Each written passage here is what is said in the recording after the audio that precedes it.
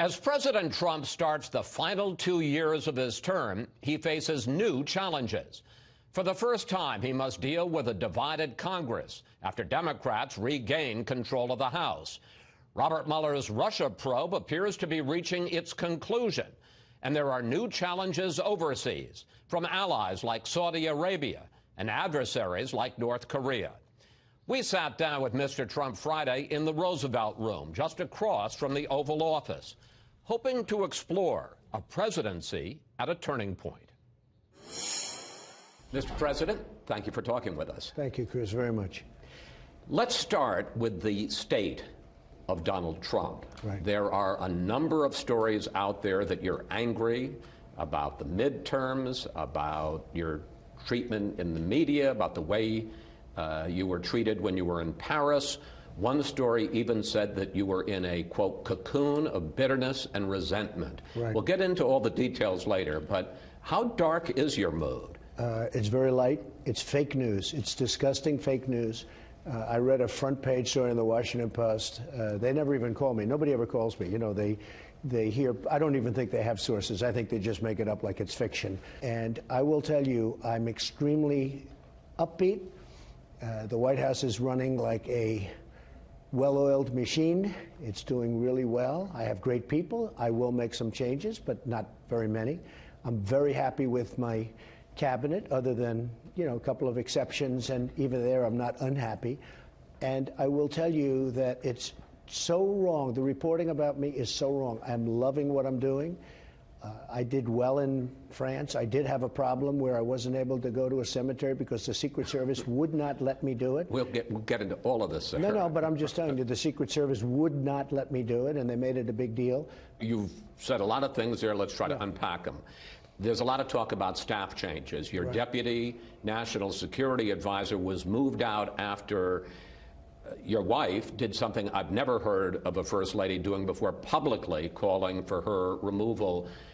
Are you comfortable with the way that went down, where it kind of looked like your wife was firing one of your advisors? Well, I didn't know the advisor well, really, and I know they had a lot of problems. My wife did a great job in Africa, and she was not treated properly by the press. She really worked so hard. They came to me. They wanted to go a little bit public because that's the way they felt, and I thought it was fine. I met with Mira 2 days ago, and we're going to move her around. She was with me for a long time, although I don't know her. She's really somebody I don't know very well. But we're going to move her around because she's got certain talents. But frankly, she is not, she'll never be put in the United Nations, let me put it that way. Meaning she's not too diplomatic. She's not too diplomatic, but she's talented. Are you happy with Kirstjen Nielsen at DHS? Well, I like her a lot. I respect her a lot. She's very smart. I want her to get much tougher, and we'll see what happens there. But I want to be extremely tough. What are the chances she'll be DHS Well, secretary? there's a chance, but there's a chance everybody. I mean, that's what happens in government. You leave, you make a name, you go. The people that have left have done very well. The people that have left have done very well from my White House. I like her very much. I respect her very much. I'd like her to be much tougher on the border, much tougher, period. Back in July, you said that Chief of Staff John Kelly will be here through 2020. Can you still say that? I wouldn't. Look, we get along well. There are certain things I love what he does, and there are certain things that I don't like that he does that aren't his strength. It's not that he doesn't do, you know, he works so hard. He's doing an excellent job in many ways. There are a couple of things where it's just not his strength. It's not his fault. It's not his strength. Such as? But I haven't even thought about John in terms of this. But John at some point is going to want to move on. John will move on. So 2020 is no longer written in stone. It could happen. Yeah, it could be. I mean, it could be. But let's see what happens. I have not. Look, I have 3 or 4 or 5 positions that I'm thinking about.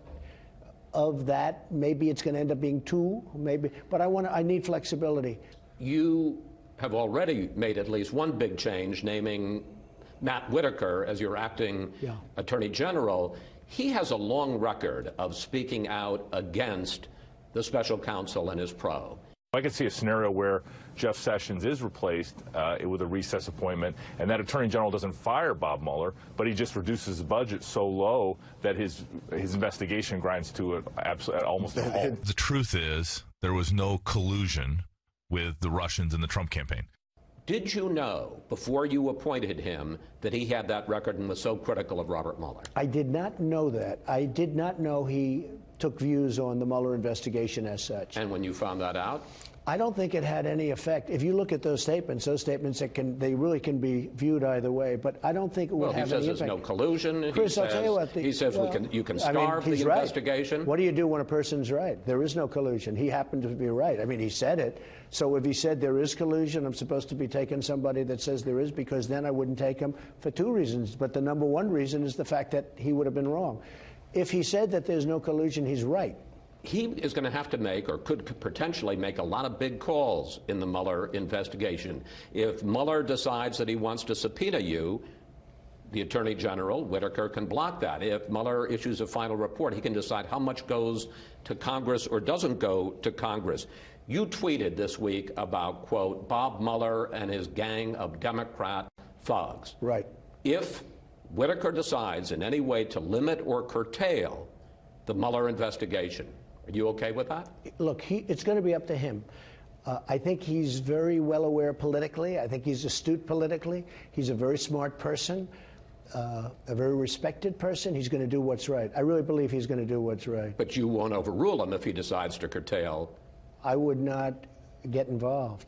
And all these people that say, I'm going to end the investigation, you know, they've been saying that now for, how long has this witch hunt gone on? It's gone on for what? Since May of 17. Okay, but how long have I been looked at? You know when I've been looked at? Since July of 2016. From the day I announced, I was looked at as a candidate with nothing, no proof, with phony people like McCabe and Strzok and his lover. You had Lisa Page, his lover. These people were looking at me. They wanted an insurance policy just in case I won or Hillary lost. And this was the insurance policy. It's a scam. There was no collusion whatsoever, and the whole thing is a scam. Your team is preparing written answers to questions about... No, not my team. I'm preparing written answers. I'm the one that does the answer. Yes. Are they writing them out? Yes. Yeah, they're writing what I tell them to write. Are they going to be submitted? At some point very soon, yes. I've completed them. So you are submitting... And it wasn't a big deal. By the way, it wasn't a big deal. The questions were asked and answered. It wasn't a big deal. You know, they make it like I had meetings for many, many hours. I got the questions. I responded. We wrote them out. I read them once. I read them a second time. We made some changes. That's it. They're very simple. You know why? I did nothing wrong. Here's my question, though. You are submitting written answers to the special counsel about the issue of collusion, but not on obstruction of justice. Well, there was no obstruction of justice. Let me, if I may, sir, just I think they probably agree with that. And all you have to do is look at Article 2. Is that your final position, that there's going to be no sit-down interview and nothing, written or in person, on obstruction? I would say probably. Probably. I mean, I can change my mind, but probably. I think we've wasted enough time on this witch hunt, and the answer is probably. We're finished. What are the odds? 1 in 100? I don't do odds. I gave very you ran detailed casinos, sir. You're right, and very successfully, actually. We gave very, very complete answers to a lot of questions that I shouldn't have even been asked. And I think that should solve the problem. I hope it solves the problem. If it doesn't, you know, I'll be told and we'll make a decision at that time. But probably this is the end. Turkish President Erdogan says that he has shared a tape with the U.S. and other countries that is of the killing of Jamal Khashoggi inside the Saudi consulate in Istanbul. Have you, one, either heard the tape yourself or been briefed on it? And if so, to your mind, what does it show? We have the tape. I don't want to hear the tape. No reason for me to hear the tape. Why don't you want to hear it, sir? Because it's a suffering tape. It's a terrible tape. I've been fully briefed on it. There's no reason for me to hear it. In fact, I said to the people, should I? They said, you really shouldn't. There's no reason. I know everything that went on the tape without having to. And what happened? It was very violent, very vicious, and terrible.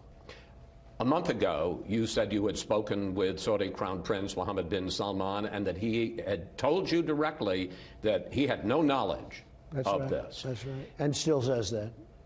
But we now know that some of the people closest to him, some of his closest advisors were part of this. Question, did MBS lie to you, sir? I don't know. You know, who can really know? But I can say this. He's got many people now that say he had no knowledge. What if the Crown Prince, speaking to you, the President of the United States, directly lied to you about Well, he told me that he had nothing to do with it.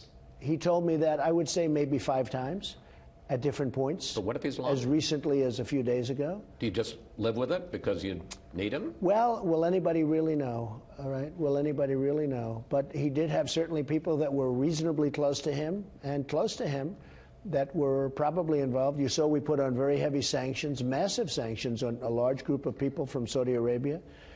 But at the same time, we do have an ally, and I want to stick with an ally that in many ways has been very good. So if Congress were to move to either try to cut off any U.S. involvement in the war in Yemen or to block any arms sales, you won't go along with Well, it? I want to see Yemen end, but it takes 2 to tango. Iran has to end it also. And Iran is a different country than it was when I took over. It's far weakened because of what I did with the Iran, so-called Iran deal, Iran nuclear deal, which was one of the great rip-offs of all time. But I want Saudi to stop, but I want Iran to stop also. When Democrats flipped the House back in 2006 and picked up 30 seats, President Bush 43 had a news conference the next day and said, we had a thumping. Last week, in this election, the House picked up so far its 36 seats. It may be on the way to 40 seats. And your reaction was that it was almost a complete victory. I won the Senate. You don't mention that. Well, excuse me. I won the Senate. I understand that. I think they said 88 years. But this was this is a historically big defeat in the House. You lost 36, maybe 40 seats. Some would argue that it was a thumping, and I want to talk about some of the ways in which you lost. You lost in traditionally Republican suburbs, not only around liberal cities like Philadelphia and D.C., but also red state big cities like Houston and Oklahoma City. You lost among suburban women. You lost among independents.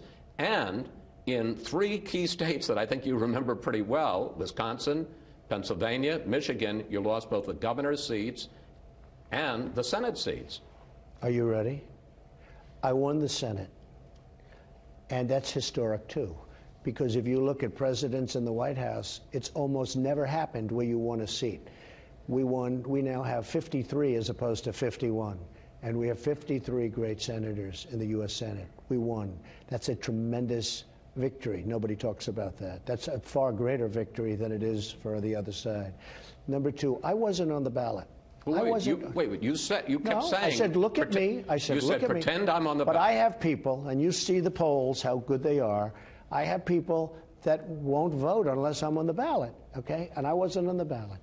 And almost everybody that I won, I think they said it was 10 out of 11, and I went against President Obama and Oprah Winfrey and Michelle Obama in a great state called Georgia for the governor, and it was all stacked against Brian, and I was the one that went for Brian, and Brian won. Look at Florida. I went down to Florida. Rick Scott won, and he won by a lot. I don't know what happened to all those votes that disappeared at the very end. And if I didn't put a spotlight on that election before it got down to the 12,500 votes, he would have lost that election, okay, in my opinion. He would have lost. They would have taken that election away from him. Rick Scott won Florida. You have to say, excuse me, a man named Ron DeSantis is now your governor, your new governor of Florida. A wonderful man named DeWine is your governor of the great state of Ohio. Remember what they used to say before my election? You cannot win unless you win Ohio. I won Ohio. We had a tremendous set of victories. You look at the victories. But if you can't carry, and you certainly didn't carry it 2 weeks ago, Michigan, Wisconsin, and Pennsylvania, you're not going to get reelected. I didn't run. I wasn't running. My name wasn't on the ballot. There are many people that think I don't like Congress. that like me a lot. I get it all the time. Sir, we'll never vote unless you're on the ballot. I get it all the time. People are saying, sir, I will never vote unless you're on the ballot. I say, no, go and vote. Well, what do you mean? As much as I try and convince people to go vote, I'm not on the ballot.